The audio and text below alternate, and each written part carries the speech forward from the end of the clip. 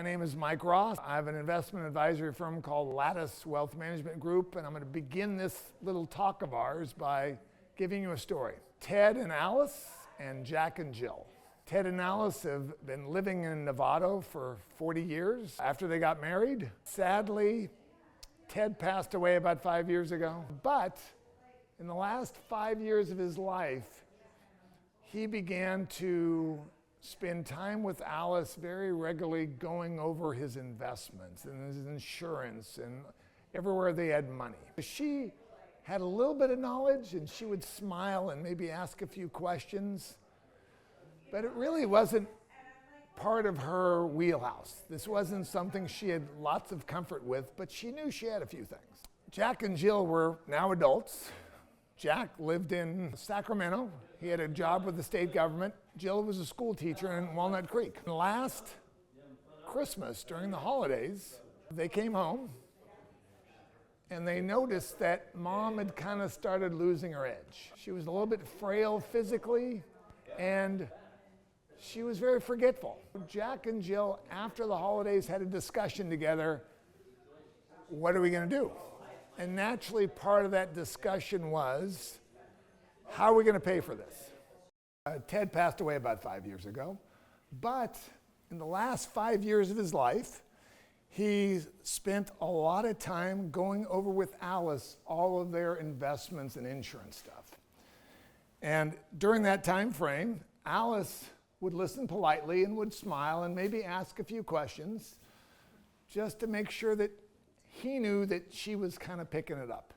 This is the traditional situation, which is not 100% of the case, but is 75% of the cases where the gentleman has handled this stuff throughout the years. So she would ask questions. She would make sure she felt like she was engaged, but really it was kind of out of her wheelhouse. He passed away, so Jack and Jill came home for Christmas, and they were with Mom during the holidays, and they both realized that she was kind of losing some of her edge. She was frail, looked like she hadn't eaten as much as she should be eating, and she was forgetful. After the holidays, Jack and Jill had a conversation. Now remember, Jack has a full-time job in Sacramento. Jill's in Walnut Creek. My observation over the years is, with rare exceptions, and I'm going to mention some exceptions as I talk through this, the daughter is the caregiver. It was Jill's job to kind of engage on these kinds of things because guys in many cases are slugs around this stuff. The circumstances were that Jill nor Jack knew their CPA. They didn't even know if they had a financial advisor. There was never any contact. They barely knew the estate attorney. There was no real knowledge there. And like many, many families, parents and kids don't communicate about this stuff. I've heard the excuses, they'll just ask for more money when parents are talking about trying to include their kids in conversations. Or the kids, and I got to fight this with my daughter sometimes, they don't want to hear about this stuff. Oh, I don't want to know about it. The fact of the matter is, and I'll summarize this story with my own, I'm having lunch with a client down in Westlake Village last month. And this is a client who last year I spent hours with her and her estate planning attorney trying to update her trust after her husband passed away. During that lunch, she said, and I quote, "My daughter doesn't trust you. She thinks you're ripping me off." Now, I've tried to schedule a meeting with the daughter, and that'll eventually happen, and we'll probably solve that problem, but that is what I think you guys as a group face, is some dysfunction around investments and things like that. When that conversation comes up with families, there are multiple tools to use to make sure that these folks get the care they need. My first story is my own mother. My dad died in 93, and so my mom, in about 1995, we decided to get her a long-term care insurance policy. We got, in 1995, $100 a day benefit, and for where she lived, $100 a day was okay, it was fine, she had other investments, for the rest of her life. Not a term, indefinite, forever, okay? In a year, if she uses it for a year, that's $36,000 a year, right? Any guesses on how much we paid for that? Any guesses? $36,000 a year, 1995. $2,400 a year. naturally, you frame things, you anchor things around a price. I look at that and I see the prices today and I kind of want to melt. But the other half of this, and I'll get into why, and I think you guys all know why this is the case. My buddy Fred's been a client for a long time, and then his parents became clients. Fred Sr. passed away, so Fred Jr. had to place mom in a retirement community in Visalia, so in the San Joaquin Valley, modest price relative to Marin. To their credit, Fred Sr. and Pat got a long-term care contract back when they were in their 40s or 50s. I don't even know when. So Fred puts mom, and Fred is a pretty savvy, easily irritated businessman.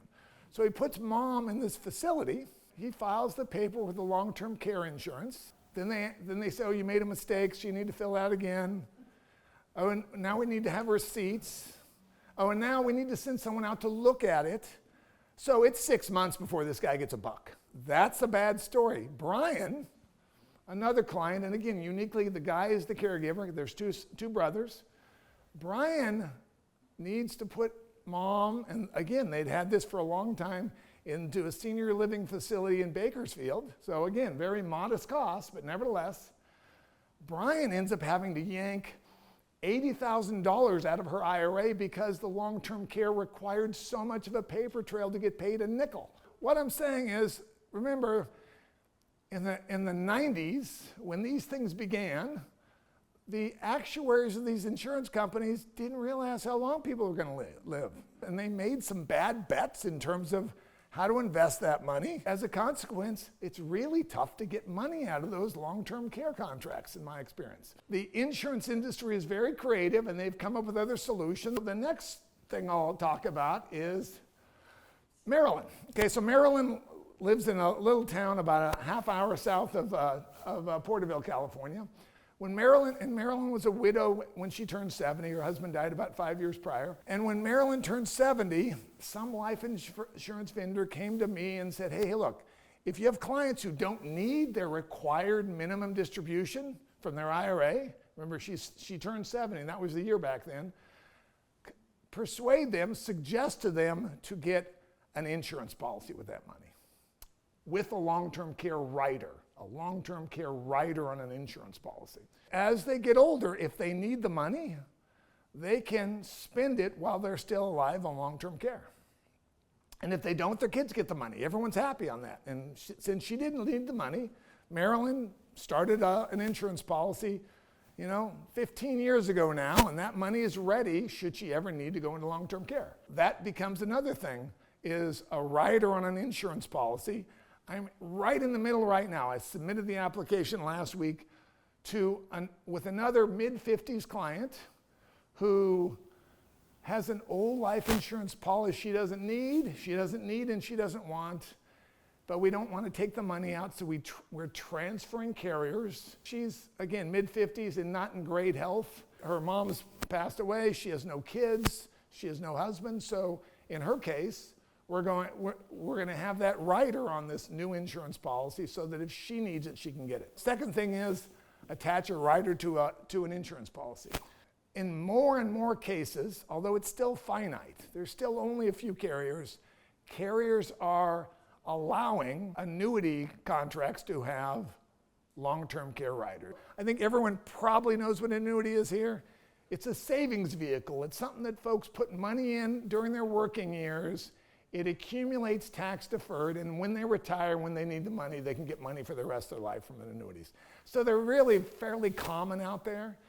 The first one I'll mention is Dave. Dave and his wife, who we'll talk about later, came to me in the mid-90s. They had after-tax money that they wanted to invest, that they weren't going to spend, and I got them an annuity contract that essentially was a wrapper around a mutual fund. So the mutual fund grew and grew and grew. It was tax deferred.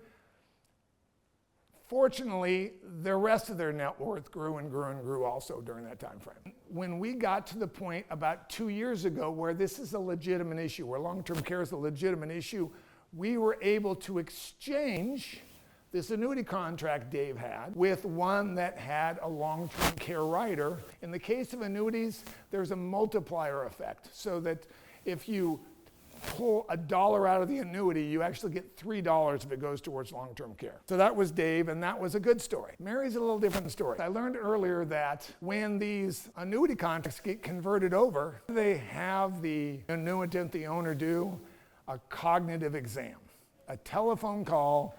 They ask him a question, they ask him another series of questions, they ask him the first question again, and that's how they determine whether they're going to have memory care issues. Mary was living in California. She moved to Tennessee.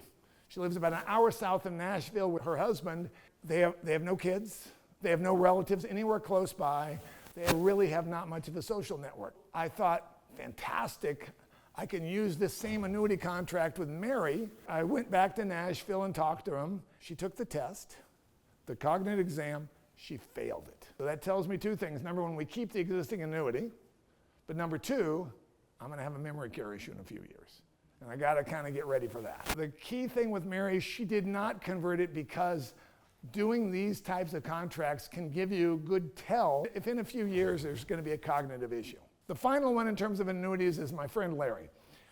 Larry has an old annuity that he's had for years and years. He's late 70s. I felt like, look, you know, he's not ever going to spend this money. He's got money elsewhere. He's not spending what he has. Let's convert this over. I went to Larry by himself, he and I talking together, and I said, look, you have this annuity, let's convert it into something with long-term care.